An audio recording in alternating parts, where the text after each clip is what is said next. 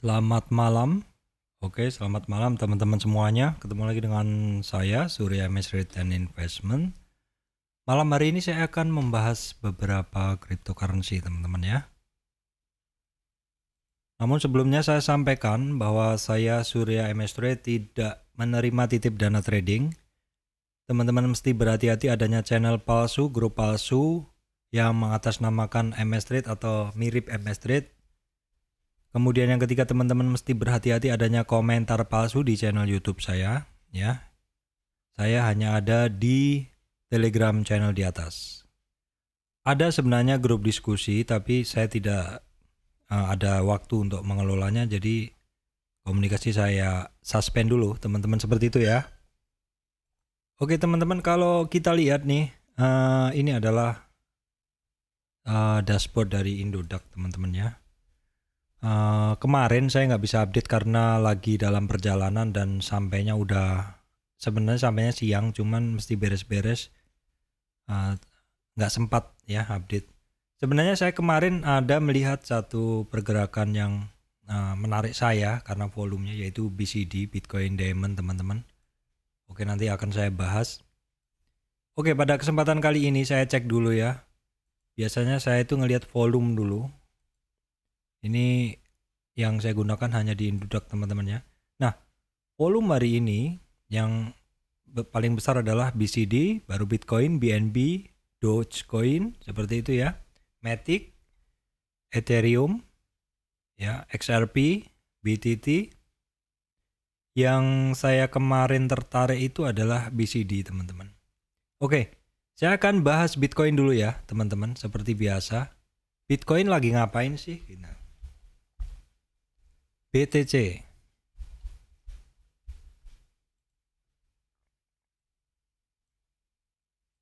Oke, teman-teman, ini adalah Bitcoin ya. Ini pergerakan harga Bitcoinnya. Kita akan lihat dulu, teman-teman. Bitcoin itu saat ini ya, dari puncaknya dia koreksinya, saya lanjutkan analisa yang kemarin sempat tertunda.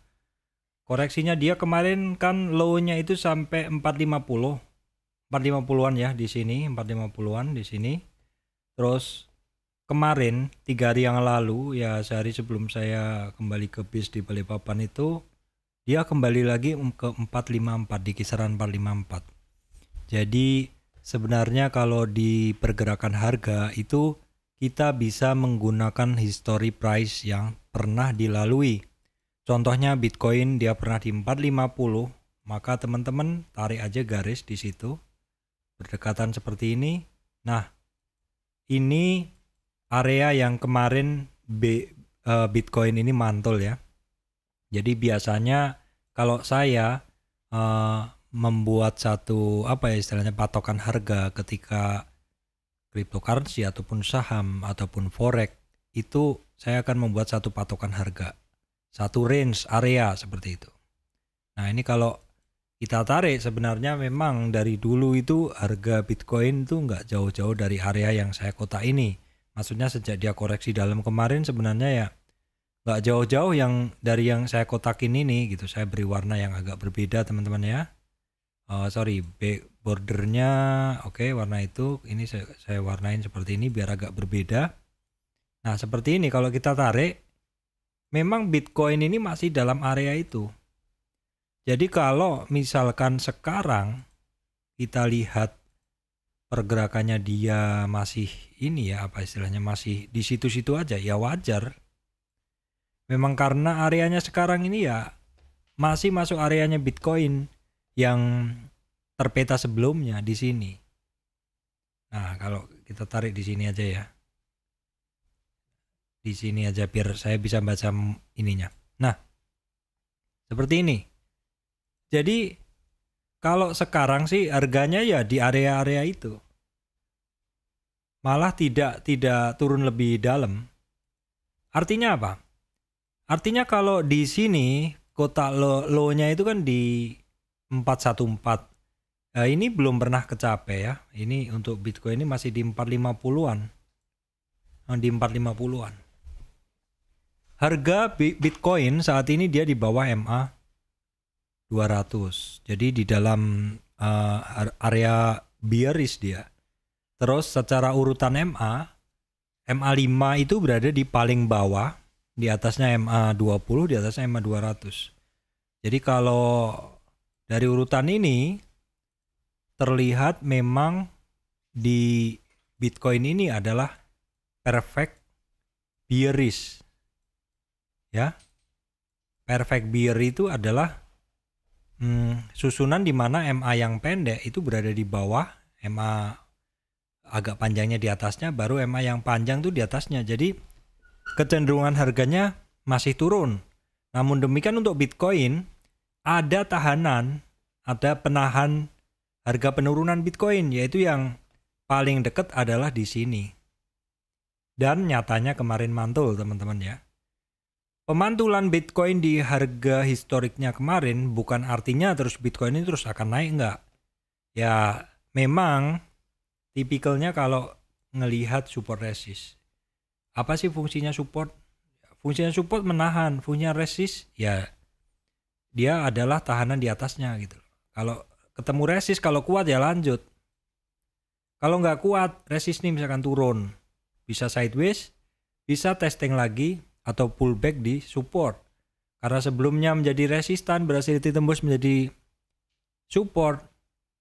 Ketika dia turun, tidak kuat di support ya, dia bisa jadi resist lagi dan bisa testing di bawahnya. Begitu seterusnya. Semua itu tergantung dari kondisi market, tergantung volume, tergantung daya istilahnya dorongan volume jual ataupun volume beli seperti itu. Kalau saya lihat penurunan di Bitcoin 2 hari ini tidak ada nothing spesial ya, nggak ada yang ekstrim.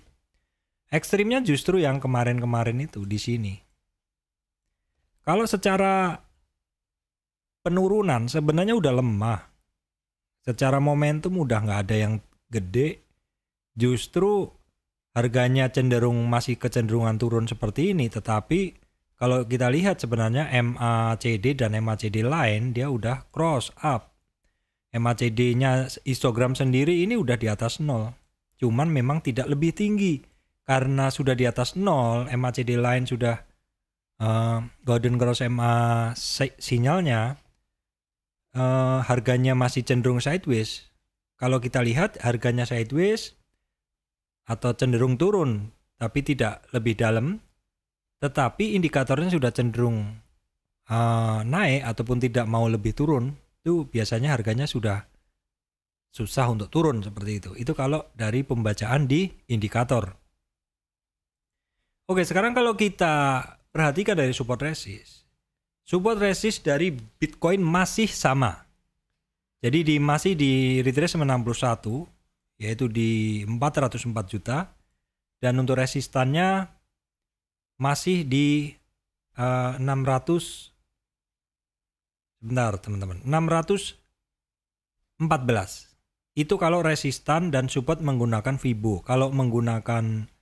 Kalau teman-teman resistan dan supportnya menggunakan MA, saat ini dia berada di MA20. MA20 itu di 534. Harganya sebenarnya udah di atas MA5. MA5-nya itu ada di 515. Itu aja untuk Bitcoin. Memang masih masih di situ-situ aja. Tidak lebih tinggi, tetapi juga tidak lebih rendah. Yang perlu diwaspadain adalah apabila Bitcoin turun lebih rendah dari historinya, yaitu di 440-an ya, 450-an. 450-an. Kalau 450-an udah ketembus, ya berikutnya ada di 404 supportnya. Itu update saya untuk Bitcoin. Saya lanjutkan ke yang lain. Oke teman-teman, saya kemarin melihat yang cukup menarik tapi lagi di jalan ya. Itu adalah BCD teman-teman. Jadi saya akan analisa ya Bitcoin Diamond. Oke, jadi seperti ini ya. Jadi kemarin tuh saya cek volume 24 jam di Indodax. Ini Bitcoin Diamond-nya dia paling tinggi teman-teman. Bitcoin Diamond change-nya dia cepat sekali berubah ya. Tadi hijau dia.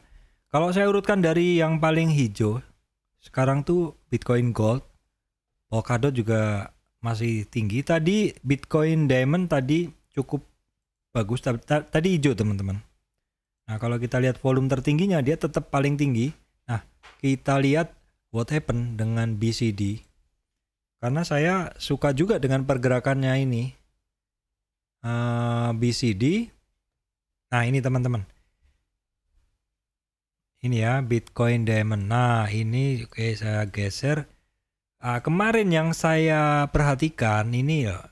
Jadi Bitcoin Diamond ini memang pergerakannya dia kadang ada spike volume. Dimana spike volume ini saya sangat suka teman-teman, baik di saham maupun di cryptocurrency.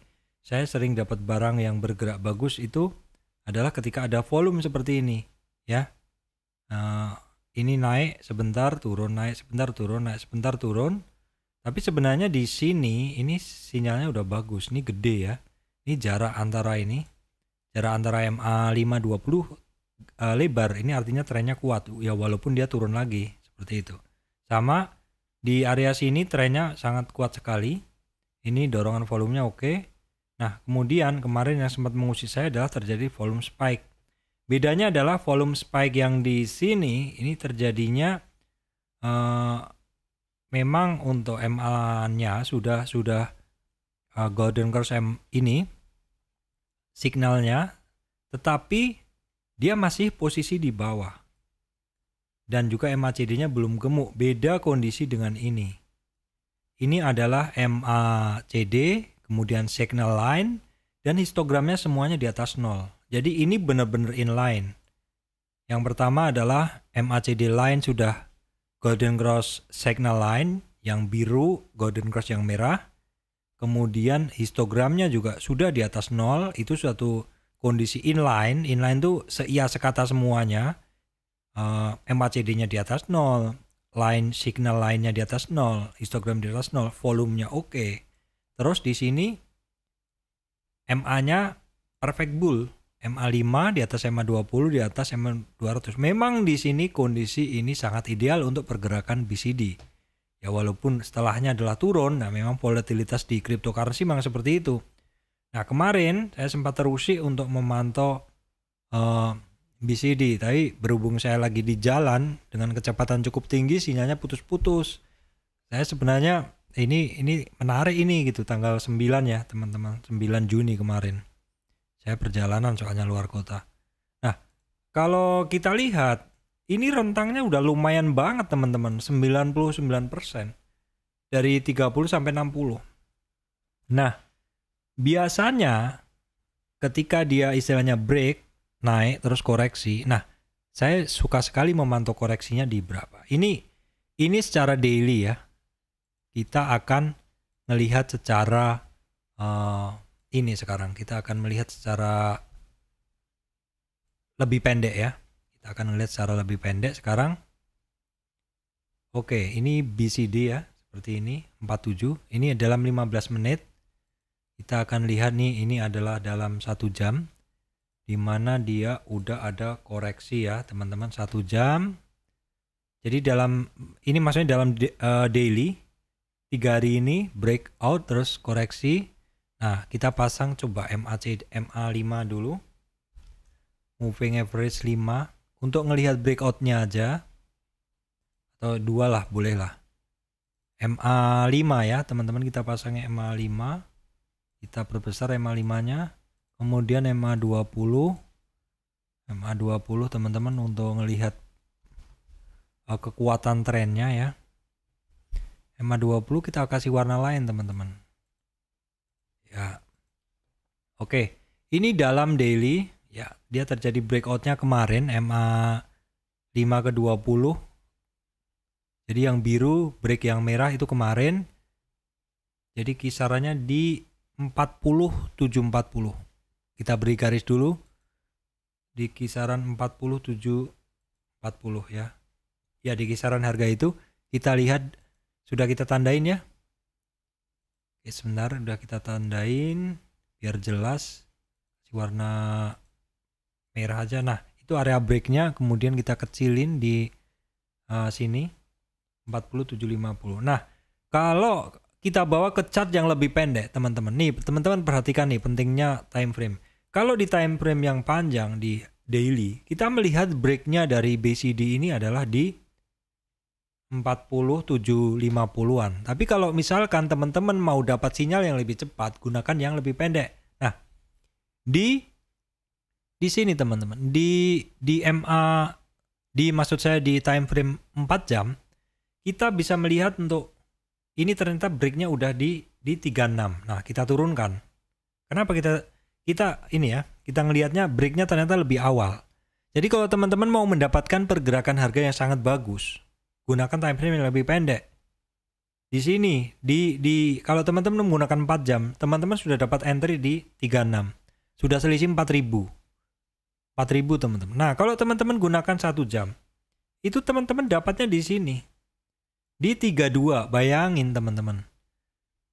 Dari 32 ke 36 ke 47. Nah, ini peluang besar sekali. Di cryptocurrency itu peluang masih besar sekali. Nih, saya berbesar 1 jam. Seperti ini.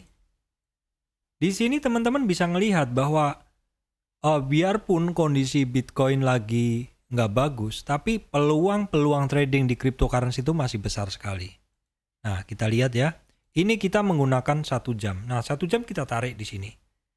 Dari dia, ya kalau tertingginya sih nyampe 89. Tapi kalau teman-teman nyampe dari Golden Cross ke Dead Cross, 58. Jadi Golden Cross-nya di sini, ini Golden Cross ya. Golden Cross-nya di sini, Dead Cross-nya di sini. Ini kalau 1 jam.